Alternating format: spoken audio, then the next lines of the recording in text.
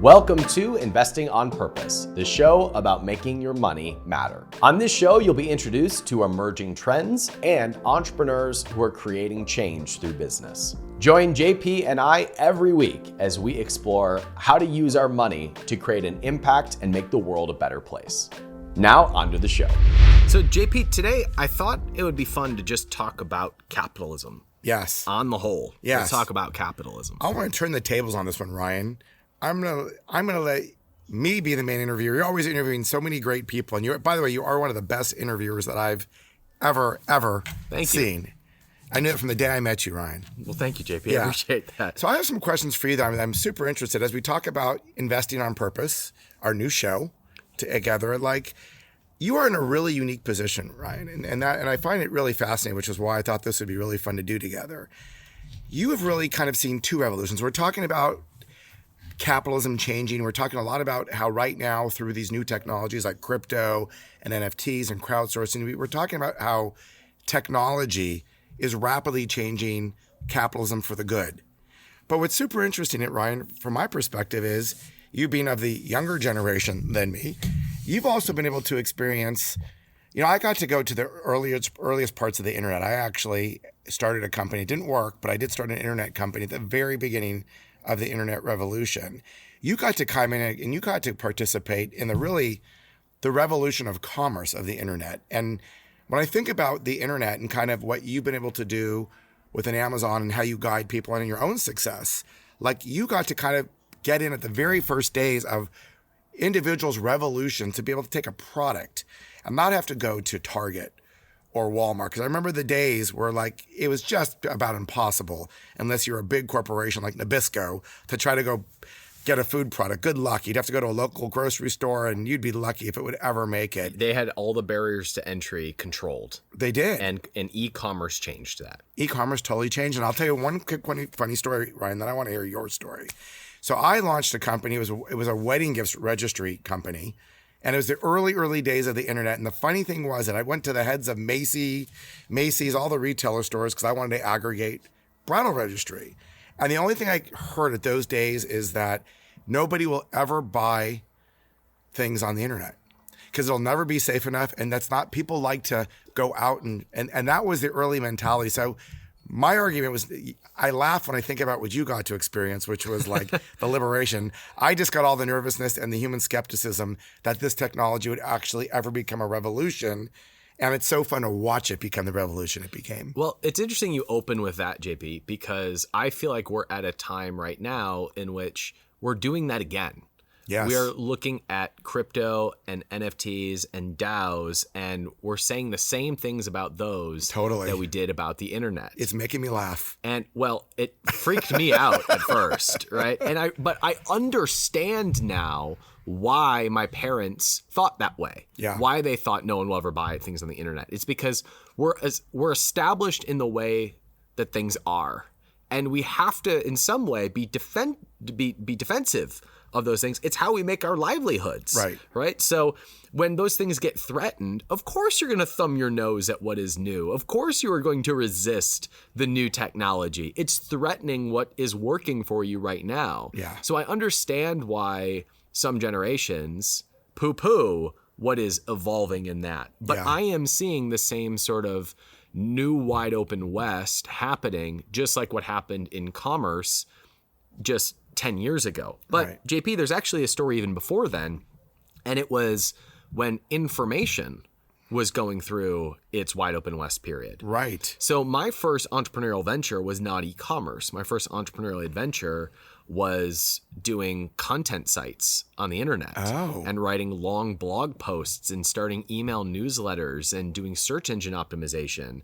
And that was a wide open West where any information would rank for keywords and you could sell advertising on it. And then that got consolidated and now only the good stuff wins. Right. Then I went through the second wave, which was commerce, and the same thing happened. You could put anything on Amazon and it would sell. You could put any physical product out there and people would buy it. Wow. And now you have a consolidation period where now only good stuff wins.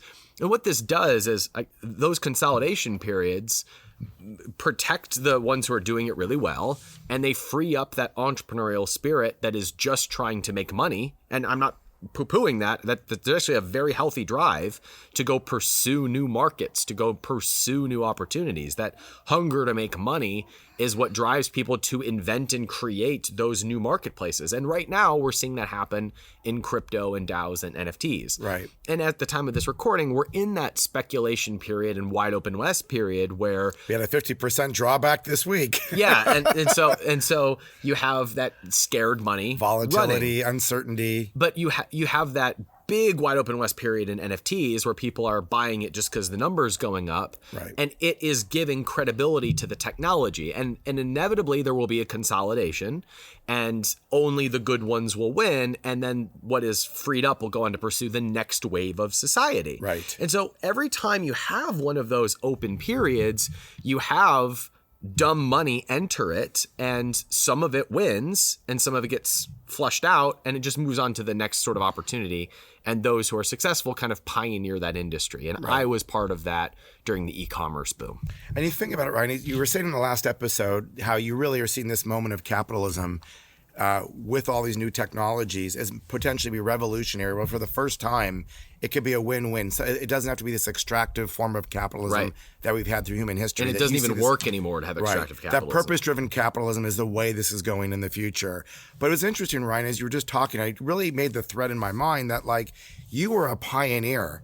And to this day, people still come to hear Ryan Moran speak about how do I get my product online. Before it was Amazon, and now it's even bigger than Amazon. Kickstarter, Shopify, Walmart.com, right? Your own website, everywhere. And then you realize, like, people sometimes like you could easily talk like about crypto or crowdsourcing as like this other thing. But if you really think about it, it seems to me it's an evolution of this revolution. Where the revolution started with the internet, which was a communication revolution that you got to participate in.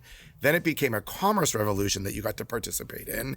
And now it's becoming kind of a finance revolution. It's a capital revolution. A capital revolution that we get to participate in. That's where we are right now. How awesome is that? Yeah, so the whole thesis behind this show is if we understand this, then we can participate in it. Absolutely. If we are ahead of this, then there's an incredible amount of abundance, an incredible amount of good that we can create that the world has never seen before. Absolutely. Okay, Ryan, I've never asked you this. We've been friends for many years, and I've never asked you this question.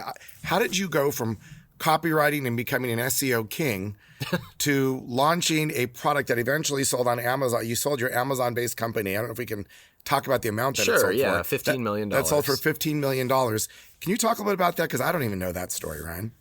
Okay, sure. I mean, I think some of us are born with the entrepreneurial itch. Yeah. Some of us just come out of the womb with that. I was going door to door trying to sell hand-drawn pictures for a penny each when I was 5 years old. Cool. You know, I would gather up things around my house and baseball cards and literally make signs that said I'm having a mini garage sale, and would yell at cars driving by. That's awesome. I mean, some of us are just born with the itch. Yeah. And I don't think I've ever told you this part of it, JP. When I was a teenager, all I thought about was being a real estate investor. I read books. I went to courses and seminars. When I was 16, I actually audited classes at my local community college on real estate. Wow. I mean, I was obsessed with being a real estate investor, and we were so poor. I had no capital, so I thought maybe I could raise a few bucks online by starting an internet business. And so my whole thesis was that I would learn how to make money on the internet so that I could fund real estate investments. That's ironic. So I want to be you when I grow up. Oh, good. And I want to be you, Ryan.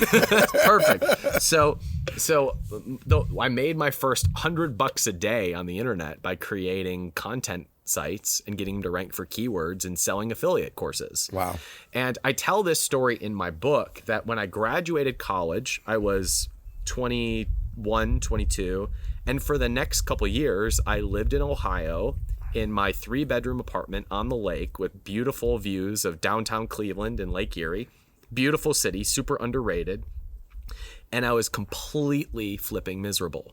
I mean, suicidally depressed. I mean, thinking about killing myself. I was so depressed. I was making hundreds of thousands of dollars a year. And I withered away weight-wise because I had no appetite and was unbelievably depressed because it's such first world problems, JP, forgive me, I feel even silly saying it, but my life had become about how much money I could pull off of the internet using short-term hacks. I remember there was this one thing I did, just pursuing like short-term ways to make money. You remember the days of Napster and Kazaa and illegal downloading? Well, something that I did was, I'm embarrassed to say this. I basically was able to password protect certain files that were distributed on like I remember what they were called, on downloading sites, torrent sites. Yeah. And I would password protect them, and then you could charge people to get the password. Well, no, I would make them go to a website, and every time they went to that website, I made money. Wow. And so my brother called me the evil genius. I knew how to spam MySpace. Yeah. You know, some friends and I take credit for Facebook beating MySpace. Yeah. Because we figured out how to spam MySpace so incredibly hard and promote things and send traffic to places. And when you're 19, 20, doing it from a college dorm room, you think you're smart. Right. You think that you're just good at what you do. But when you're then out in the world, you realize that these aren't just numbers. These aren't just clicks and conversions. There's people on the other side of this. And all of a sudden, I thought I was hot stuff, and now I actually think I'm like a scam artist. Like I think I'm a terrible person. I just siphon money off the internet in any short-term way. It's amazing. That I can. A question about that, because I think a lot of people are working, and not that they're even like evil people, they just don't even come to that realization that perhaps that's right. That they don't realize on the other end of it as a customer or a person. Well, they're so focused on their own survival that they can't think about the other person. And that was me. Right. Like I'm thinking about my own livelihood, and my parents didn't have money, and I was providing for myself. And so I don't think you have the space to have that consciousness until you've reached some level of comfort, some level of safety. You have to first be safe yourself in order to create safety for other people. Yeah. And I've also learned over time, Ryan, that safety is, some people could have $50 million and not feel safe. So a lot of it is also the beliefs and the messages between your ears. I've learned that over time as well. Well, for me, that was my realization that just making money didn't make me satisfied. It didn't feel good.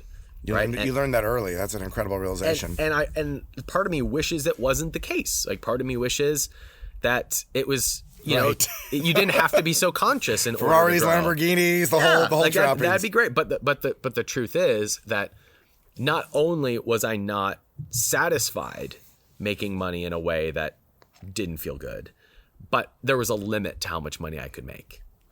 And so the next chapter of my career was one step in the right direction of more of a conscious approach. Yeah. And it's when we started participating in the commerce revolution. I shut down my other operations and businesses and said, I want to have real businesses. I want to have real products. I want to create for real customers. I want to do real good.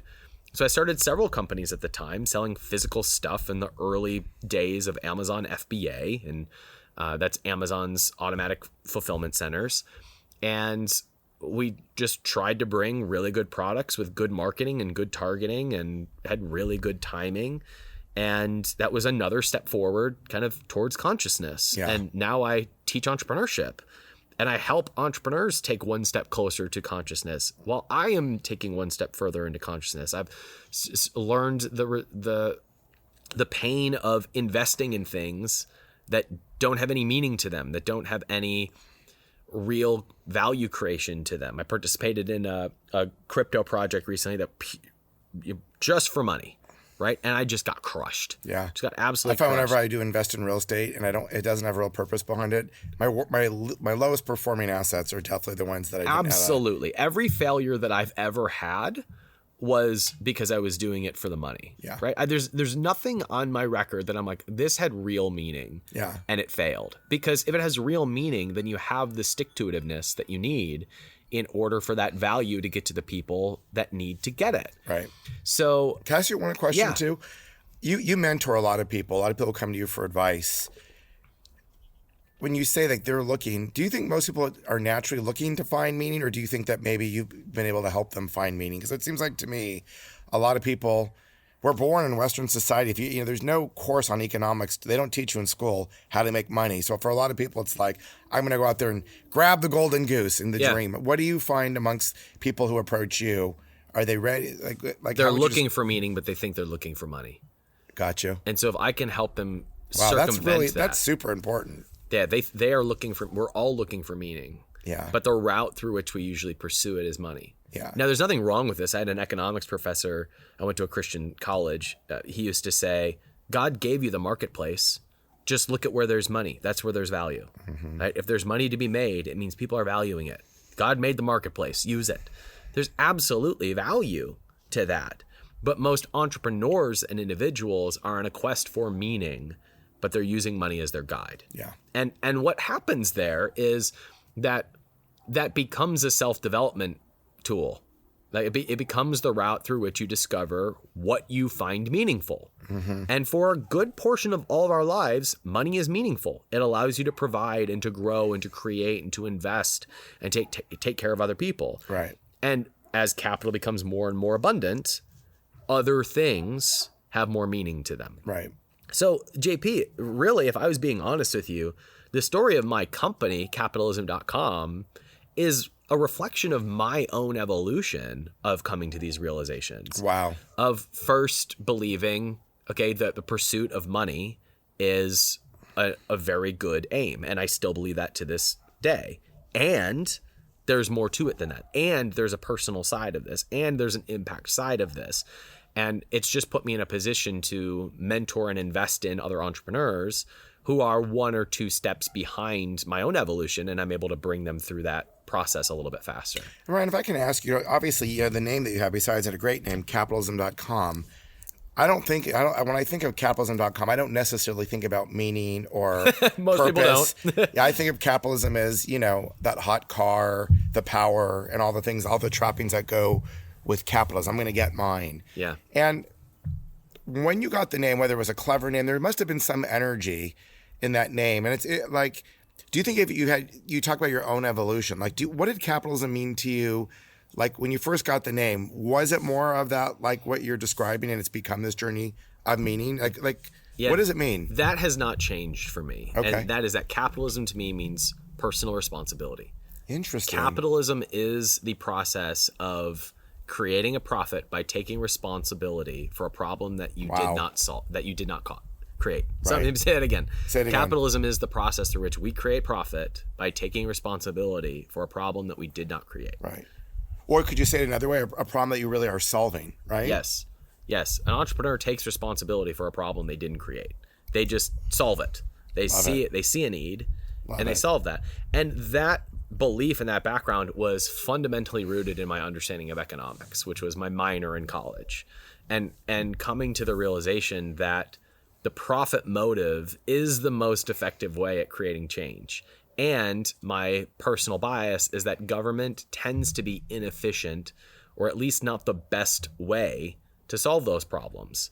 So you have to take personal responsibility in order to do it better. If you want to make more money, you first have to take responsibility for doing so. If you want to make an impact on the earth or the climate, you first have to take personal responsibility for doing so. It's just a more effective strategy. And so that was the impetus for getting the name in the first place. And then Ryan, noticed recently, and tell me more about this, pay it forward. You have this notion, I've heard you say, you said to me in the last year or two, I want to pay it forward. I noticed, you changed your tagline. Was it pay it forward, or what is your tagline? Our tagline's create change. Create change. So I've heard you say pay it forward, create change. What does that mean to you in this context? So I don't know that I've ever used that phrase of pay it forward. Okay. I think you have with me personally. I think you said you personally wanted, as your own legacy, wanted to pay it forward. But maybe I... To be honest with you, JP, I believe that approach is a more profitable approach, and it's just more satisfying. Yeah. Right? Like, I want to do this with people. Like, I want to create impact through people. I have experienced the pain of doing this game on your own. of being a solopreneur in which it is all about how much you can extract is just no longer interesting. Well, it's depressing. Correct. It's depressing. Yes. And not only is it not interesting, but it just sucks. Yeah. It's like working from home. Everybody thinks it's awesome until you do it. And you realize this is the worst thing in the world. Like I'm alone in front of a computer all day. Right. Whereas playing the game of what I would call collaborative capitalism, in which you are unique in your skill sets, I am unique in my skill sets. And as a result, we can come together and create change together by you focusing on what you're great at. I can focus on what I'm great at. Like I have a fund. You mentored me until I finally got that I needed to start a fund. And my business partner, Sam, who we both know, is ridiculously good in his area of expertise. And I'm really good at my area of expertise. And so I feel like I get to play in this fund. Like I get to play and do what I do, and we're creating a lot of value for ourselves and our investors. That to me is collaborative capitalism. That to me is how you most effectively create change.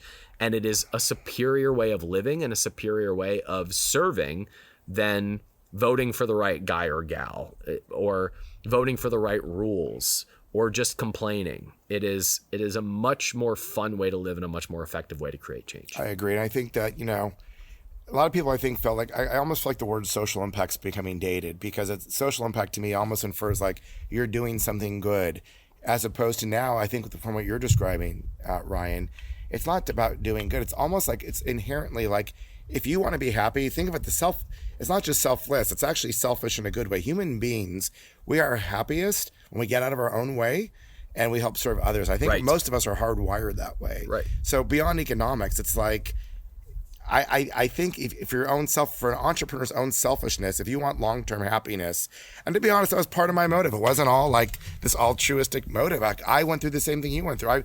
I made my first $1 million and I was depressed. I was anxiety ridden by it because it didn't deliver. I thought when I was going to be a millionaire, I thought it was going to deliver some special purpose or happiness. And it was anything. It made me a little neurotic about, oh my God, am I going to change? Now you're afraid to lose it. Yeah, then you play the next game. Like this is why I say money does not equal freedom. Yeah. This bullshit idea that money equals freedom. It's bullshit. It holds so much of us back, because what you are saying in that sentence is that if I lose my money, I lose my freedom. Right. So which one do you want? Do you want the money or do you want the freedom? You can have both, but not if you confuse the two. Right. Not if you think that they are the same energy. They are not. Right. Right.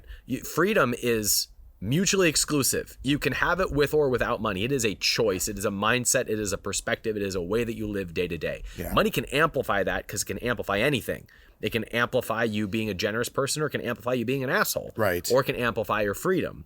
Either way. And so when we confuse that, we get into the position that you're describing, which is you have $1 million and you're neurotic and you're anxious and you're afraid that you're going to lose it. And I've done that so many times. And then some people, like, if you get paranoid that, oh my God, I can't tell who my friends are and who's using me for money, which by the way is its own head trip. Ryan, at breakfast, we were saying that, a lot of people, that the paradigm has been, if I do this, if I do these actions, I'll have this, and therefore I will be happy, right? So it's like, I'll do these actions, and I'll have these things from doing these actions, and therefore it'll create my emotional state. Yeah.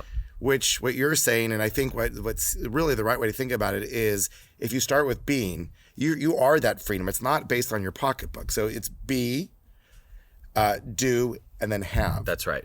But the have is never, the happiness is in the be. It's in the beginning. The freedom that you're talking about, the idea of serving a higher purpose. No matter what I do, my product and service is going to solve a problem. It's not just noble. It's actually, it's your secret to not having to be on like depressive pills for the rest of your life, and avoiding those trappings of anxiety or paranoia, and actually just building something beautiful that will probably organically grow tenfold versus trying to force your way through it. So let's go through an example of this, because when I'm working with an internet entrepreneur, oftentimes a question that comes up is, what product should I sell? What should I do that I can sell that will make money? It's the wrong question to ask at the start of a business. It's, who am I serving? Who is the target customer?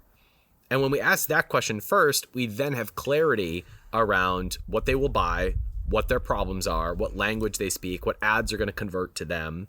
And now there is a direct person that we are helping as a result of our business.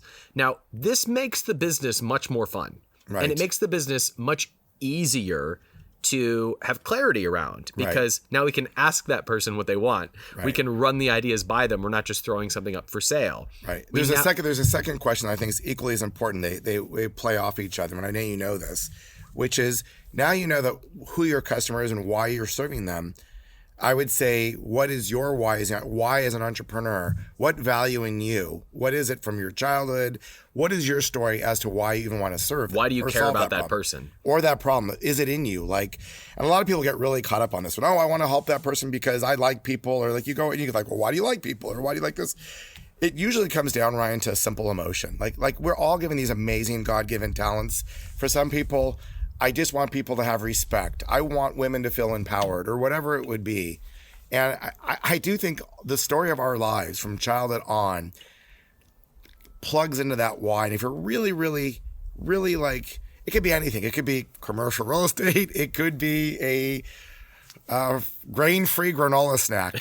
And you can still infuse your why in your story. And the more that it's naturally and you're aware of it, and you know what your why is attached to the problem that you want to solve, I think that's the magic formula to happiness and satisfaction and abundance. Well, that is when people start seeing you and your business as an advocate for them. So they're willing to pay higher prices. They stick with you longer. They tell their friends that are like them about you. They dive deeper into the business. They buy more of your products. And this comes back to our fundamental point that when you are creating value for someone else, you end up getting more for yourself. Creating from that place of true service ends up rewarding you financially more than any other way.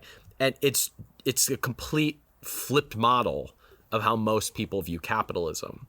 And so part of what I hope to do as leader of capitalism.com is to show people that actually is a superior model. I love it. And I don't know if this is true, but I like to believe that this is true, that it will require a self-aware, conscious, spiritual-minded person who is also a capitalist in order to lead the shifting of what that word means for the next chapter of society. And I don't know if I will be that person, but I will leave it all in the court to become that person. I think you are that person, Ryan, if Thanks, you ask JP. me. Hey, one last question. I know we got to wrap up here, but I have a question. You mentioned earlier in the show that you're contemplating doing an NFT, and there's so much that people don't really understand, most people, and what non-fungible tokens are, blockchain. Without going into the whole technical explanation, can you just give us an overview, just a quick thing about what an NFT is and what is it about this aspect that you're even entertaining the idea of adding an NFT? What is it about capitalism that you're even, as an entrepreneur, thinking about doing a program with this? We could do a whole episode on this, and maybe we should, JP. Okay. But the fundamental undertone is that a non-fungible token is a way to create aligned incentives between the creator and the customer. So the way I see it, and the reason why I am considering doing an NFT, is because if you are my customer and you're part of my community, then I now have more of a direct incentive for you to have a world-class experience. So an example would be, if you look at a lot of these education courses that exist online, the incentives are for there to be aggressive marketing, for there to be high converting webinars, for there to be that direct response approach of I'll spend this much on advertising to get these conversions. And it made information abundant. It served its purpose. But today everyone has courses and everyone has their training and they have their webinar, and this is how a lot of businesses are run. But you don't have as much of an incentive on the customer facing side of it. What an NFT will do is, if you sell an online community or you sell an online course and someone buys it, they now are a holder of an asset. Instead of it being an expense on their balance sheet, it's now an investment. It's now an asset.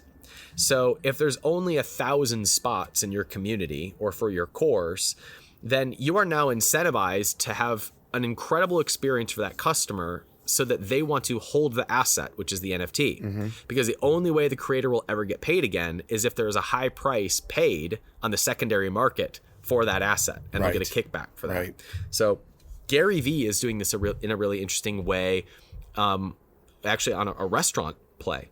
I don't know if you're familiar with this, but he started a restaurant NFT. I did not know that. So he's starting a restaurant in New York, and in order to be a member of the club, you have to buy the NFT. And there's only a certain number of club ownerships available. Right. And you get this NFT, and that allows you to have a business meeting there, or to get a drink at the bar, or to bring a date there. And if you want to become a member, you've got to buy your NFT from somebody else. I see. So the owner of the NFT now has a choice. If it goes way up in value, they can sell it and make a profit, or they can hold on to it and have status with all of their friends that they're bringing over to this club. Right. So now the owner of the club, their incentive is to create as much status around having one of those as possible, because the only way that they're going to make money from those NFTs is if they get resold again. And of course they have the bar tabs, and they operate like a normal business. Right. But where they're really going to get paid is by creating a world-class experience for those customers. So all of their marketing goes to how cool it is to be a member of this club, and make sure that it's an incredible experience. That will be how communities, organizations, memberships, gyms, I think will all be run over the next 5 to 10 years. And I think it is just a better way to create aligned incentives between creators and communities. And that's why I'm considering doing some of it at capitalism.com. Makes sense. You know, and the final thing of that thought, Ryan, is that I think for some people it will be status, but a lot of things are status in life. My teenager has incredible shoes. I wouldn't pay for his shoes, but he's got some fancy Travis Scott shoes that so I get that. And I also think the other side of it could be incredible communities. I think for capitalism. But I'm sorry to interrupt, but it's not just status. It's also the fact that what used to be an expense is now an asset. Okay. So I used to pay for my gym membership. Right. I used to pay. Right. But now I can own my gym membership. I see. And now it goes up in value. I can sell it to somebody else. So an expense can become equity. Most expenses can become equity. Yeah. Most things that you buy can be tokenized, thus becoming an asset. If I buy your online membership, it's almost like you're a customer and a shareholder in some ways. Everything that you buy will become a share in what it is that you are buying. Right. Any membership or online course, gym memberships, wine clubs. Wow. I get most of my clothes from Stitch Fix. Right. Like anything that I am paying to be a member of can now be tokenized and therefore an asset. And because of the momentum behind this, there will be pressure on organizations themselves to make them assets, and to make them assets that provide a return for their customers. So the things that you buy as a consumer will end up becoming assets. That's why NFTs are interesting. That Ryan, sounds like that could be revolutionary. Totally revolutionary. Like we got to take a pause at that, because I know there's so much talk like that. You hear about these silly art projects, but and that's, I'm not saying silly, but silly for now. People are paying for them. Those are going to go to zero. Right. But what you're talking about is something completely different, and it's super the way you just described it, I've actually never thought about it in those terms. Everything that you buy that is an expense now has the potential to be an asset. Even something like a Costco membership. Right. I mean, if Costco is like, look, we can't fit any more people. Now it's an asset to have a Costco membership. Right. That's going to be how it is. It's cool. It's really cool. Let's do a whole episode about that. We will. Ryan, thank you so much for sharing. I learned a ton about you on this episode. Good. Help me be a real estate investor, JP. It's time. Sounds good. Thank you, Ryan, so much.